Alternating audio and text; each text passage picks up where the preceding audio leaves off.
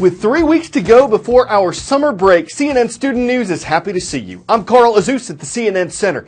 The U.S. Transportation Security Administration is planning to speed up its hiring of more than 700 officers, increase the use of overtime, and use more dogs to help with security screenings. And this is why. Hours-long waits at security checkpoints and airports across the country, missed flights, checked bags missing their flights after a TSA computer slowdown.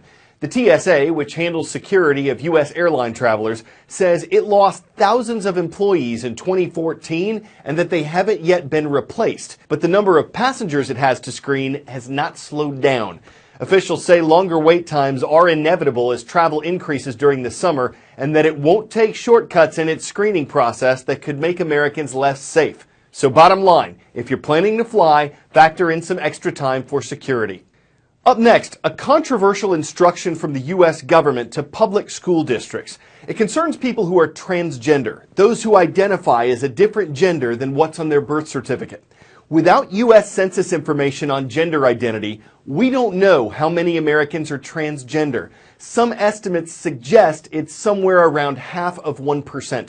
Last week, the Obama administration sent out a letter telling schools to allow transgender students to use whichever bathroom matches their gender identity. They wouldn't need a medical diagnosis or a birth certificate, only a communication from a parent or guardian about the student's gender identity. This is a directive from the federal government. It's not a law passed by Congress, but it threatens schools that don't follow it with the loss of government funding. We will not yield to blackmail from the President of the United States. The federal government calls them guidelines, but several states, including Texas, see them more as a threat. This goes against the values of so many people. It has nothing to do with anyone being against a transgender child. At a Friday morning press conference, Texas Lieutenant Governor Dan Patrick says a line has been crossed by the federal government after the Department of Justice sent a letter on transgender bathroom use in public schools across the United States. I'm telling all the superintendents in Texas right now, you have about 3 weeks left of the school year. Do not enact this policy. In the letter, Attorney General Loretta Lynch writes, "There is no room in our schools for discrimination of any kind, including discrimination against transgender students on the basis of their sex. Under the guidelines, public schools that receive federal money are obligated to treat students consistent with their gender identity, even if their records indicate a different sex, access sex-segregated facilities consistent with a student's gender identity, and protect a student's privacy related to their transgender status." Undo! HB2! Undo! HB2! The action sets the stage for a legal battle that's been in the making since March. House Bill 2 in North Carolina began the recent controversy. The law requires trans people to use the public restroom related to the gender on their birth certificate, not how they identify. North Carolina and the feds have traded accusations and lawsuits. Some states, including Arkansas and Texas, insist there's been government overreach. The feds say civil rights have been violated. Because this is not just a North Carolina issue. This is now a national issue. From North Dakota to southern Vietnam, get ready to go globetrotting on the roll call. Nedros High School is up first. From the Rough Rider State, we're looking up to the Cardinals in Minot. Now to the capital of Utah, in Salt Lake City. Thank you for watching from the Salt Lake Valley Detention Center. And from Ho Chi Minh City in Vietnam, it's great to see our viewers at Starlight International School. Thanks for your requests at cnnstudentnews.com. The Queen's 90th birthday is greater than anyone's Super Sweet 16. Britain's Queen Elizabeth II is enjoying a series of celebrations. The one this weekend involved hundreds of horses and hundreds more musicians, dancers, performers. It's all in honor of the United Kingdom's longest reigning monarch.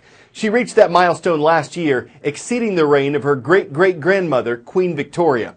Even though her position is largely ceremonial, the Queen does not have much lawmaking power, which rests with Britain's Parliament.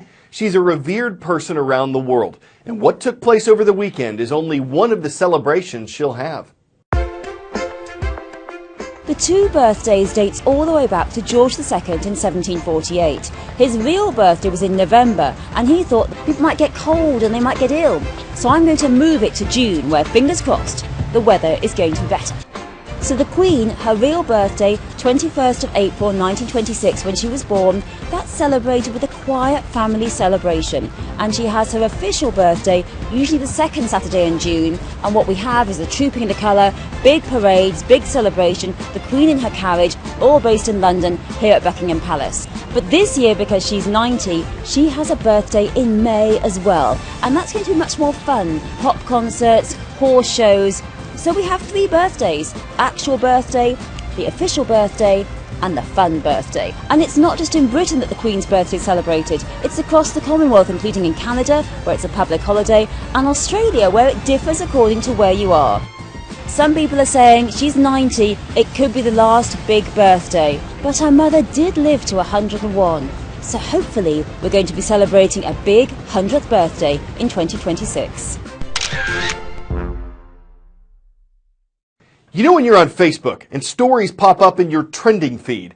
The company says that the employees who review those stories are not allowed to prioritize one political view over another. Here's why the company's talking about this. Last week, the technology news site Gizmodo published a report that accused Facebook of promoting a liberal news bias. According to the report, reviewers of the site's trending news section allegedly kept stories about conservative subjects from appearing in people's feeds, even though they were actually trending among users. Facebook CEO Mark Zuckerberg says his company's investigating the report and that it's found no evidence that this happened, but that if it does, Facebook will take steps to address it. Ever wonder how a topic becomes trending on Facebook? You know, the column of hot topics to the right of your newsfeed? Well, here's how it works. According to Facebook's head of search, these topics are surfaced by an algorithm. Now, the idea is to flag the most popular conversations happening on Facebook. And also, there's this human element. The topics are reviewed by a team of curators who make sure they're actually trending in the real world. So here are the guidelines. Curators are supposed to weed out hoaxes, spam, duplicate topics. A former curator said there's transparency in these decisions. Employees actually have to write out the reasons they've blacklisted topics.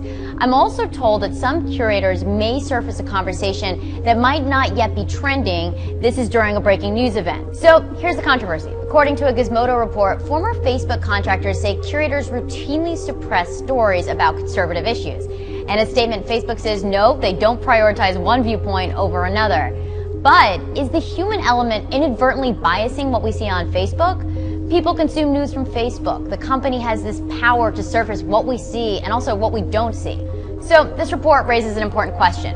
Could the folks on the team have subconsciously or subtly steered away from conservative stories? And if so, what responsibility does Facebook have?